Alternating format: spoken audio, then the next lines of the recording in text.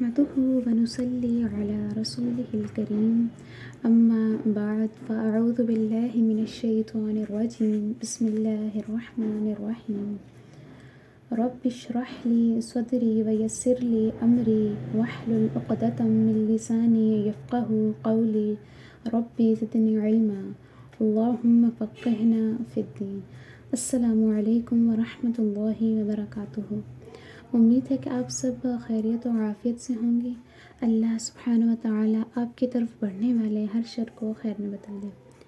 آج انشاءاللہ آیت نمبر 16 سے آیت نمبر 18 تک کی تفسیر ہم دیکھیں گے۔ بسم اللہ الرحمن الرحیم۔ اولئک الذین اشتروا الضلالۃ بالہدی، یہ وہ لوگ ہیں جنہوں نے ہدایت کے بدلے یا ہدایت کے عوض گمراہی خرید لی۔ یہ بڑا پیارا انداز بیان ہے کہ لوگوں کے سامنے دو آپشنز ہیں۔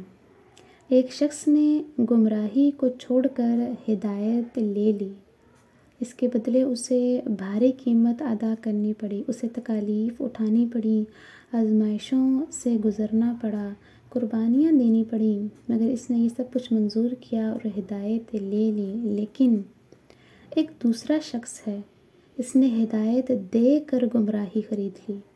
آسانی تو ہو گئی، فوراً تکلیف سے تو وہ بچ گیا، دونوں طرف سے اپنے مفادات کو بچا لیا، لیکن حقیقت میں سب سے بڑا گھاٹا یہی ہے۔ یہ دنیا کی مختصر سی زندگی تو اس کے لیے شاید آسان ہو جائے، مگر جو کبھی نہ ختم ہونے والی اخروی زندگی ہے، اس نے اپنی اس زندگی کو برباد کر دیا۔ فَمَا رَبِحَتْ تِجَارَتُهُمْ وَمَا كَانُوا مُهْتَدُونَ، بس نہ فائدہ مند ہوئی ان کے حق میں ان کی تجارت اور نہ وہ راہ پائیں گے۔ دیکھیے اوپر تھوڑا سا یہ تجارت کا ہی نقشہ کھینچا گیا ہے نا، کہ ایک چیز دی اور ایک چیز لی۔ تجارت میں ایسا ہی ہوتا ہے نا، آپ ایک چیز دیتے ہیں اور بدلے میں ان سے دوسری چیز لیتے ہیں۔ تو انہوں نے بھی گمراہی خرید لی ہدایت دے کر، تو ان کا آگے نتیجہ کیا ہوا کہ ان کو ان کی تجارت کچھ کام نہ آئی اور وہ کبھی راہ نہ پائیں گے۔ دیکھیے یہاں جو لفظ استعمال ہوا ہے ربحت، ربحہ یربحو کے معنی ہوتے ہیں تجارت وغیرہ میں نفع اٹھانا، جو ایک صحیح اور جائز طریقہ ہے، جبکہ دوسرا لفظ ہوتا ہے ربا۔ ربا یربو کے معنی ہوتے ہیں مال میں اضافہ اور بڑھوتری، لیکن وہ حرام ہے۔ تجارت کے اندر جو نفع ہو جائے وہ ریح ہے، جو بالکل جائز ہے، لیکن اپنا مال کسی کو قرض دے کر اس سے سود وصول کرنا یہ ربا ہے، جو قطعاً حرام ہے۔ اب یہاں آگے دو بہت ہی خوبصورت مثالیں آ رہی ہیں۔ پہلی مثال میں کفار کے بارے میں ذکر ہے، جبکہ دوسری مثال میں منافقین کا تذکرہ کیا جا رہا ہے۔ مثلهم کمثل الذی استوقد نارا، ان کی مثال ایسی ہے جیسے ایک شخص نے آگ روشن کی، فلما اضاءت ما حولہ، پھر جب اس آگ نے اس کے ارد گرد کا ماحول روشن کر دیا، ذہب اللہ بنورہم، تو اللہ نے اس کی بصارت سلب کر لی، اللہ نے اس کا نور، جو آنکھوں کا نور تھا، وہ سلب کر لیا۔ وَتَرَكَهُمْ فِي ظُلُمَاتٍ لَا يُبْصِرُونَ، اور چھوڑ دیا ان کو ان اندھیروں کے اندر کہ وہ کچھ نہیں دیکھتے۔ یہاں ایک شب تاریک کا نقشہ کھینچا جا رہا ہے کہ ہر طرف اندھیرا ہے، اور کچھ لوگ اس اندھیرے میں بھی بڑی ہمت کر کے ادھر ادھر سے لکڑیاں جمع کرتے ہیں اور آگ روشن کرتے ہیں۔ اس سے کیا ہوتا ہے کہ ان کا ارد گرد کا ماحول روشن ہو جاتا ہے اور انہیں سب کچھ نظر آنا شروع ہو جاتا ہے، لیکن عین اسی وقت جب آگ روشن ہو چکی تھی اور ان کا ارد گرد کا ماحول بالکل صاف تھا، اللہ ان کی بینائی سلب کر لیتے ہیں، وہ دوبارہ اندھیرے میں چلے جاتے ہیں۔ اب پہلے کیا تھا؟ پہلے وہ اس لیے اندھیرے میں تھے کہ کیونکہ ان کے ارد گرد میں اندھیرا تھا، خارج میں روشنی نہیں تھی۔ اب بھی وہ اندھیرے میں ہیں کیونکہ اب ان کی اندر کی روشنی چلی گئی ہے، ان کی بصارت سلب کر لی گئی ہے۔ یہی مثال ان کفار کی ہے جو اسلام کے پھیلنے کے باوجود اس سے محروم رہ گئے۔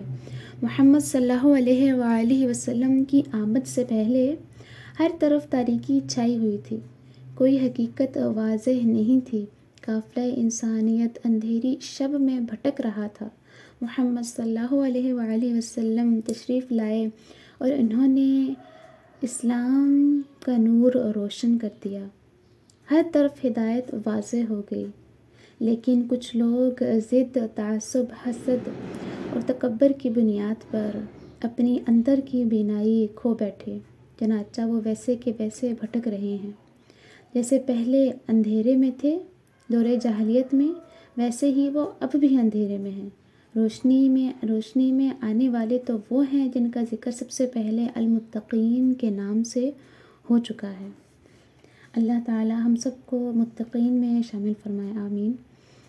صم بکم عمی فہم لا یرجعون، یہ بہرے ہیں، گونگے ہیں، اندھے ہیں، سو یہ نہیں لوٹیں گے۔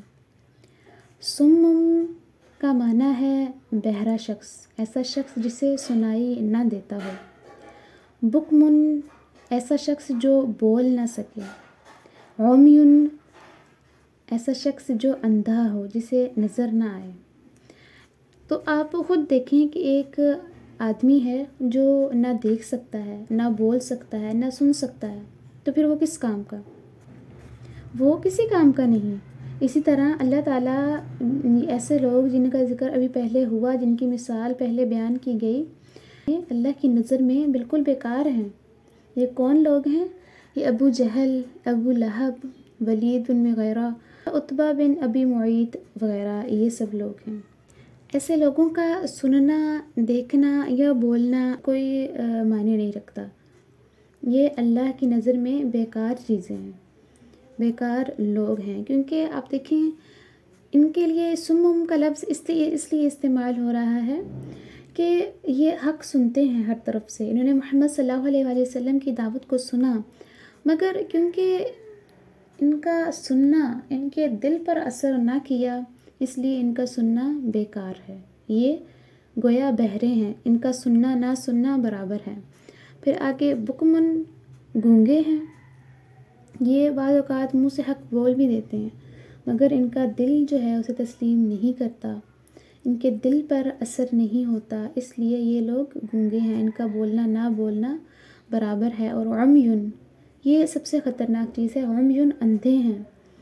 وہ چلے سنتے بولتے نہیں مگر دیکھتے تو ہیں، اللہ کی نشانیوں کو کائنات میں پھیلی ہوئی اللہ کی نشانیوں کو وہ دیکھتے تو ہیں، مگر پھر بھی ان کے دلوں پر اثر نہیں ہوتا۔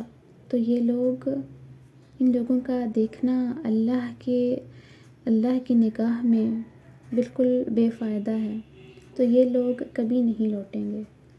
یہ لوگ اسی طرح گمراہیوں میں رہیں گے اور گمراہیوں میں ہی مر جائیں گے۔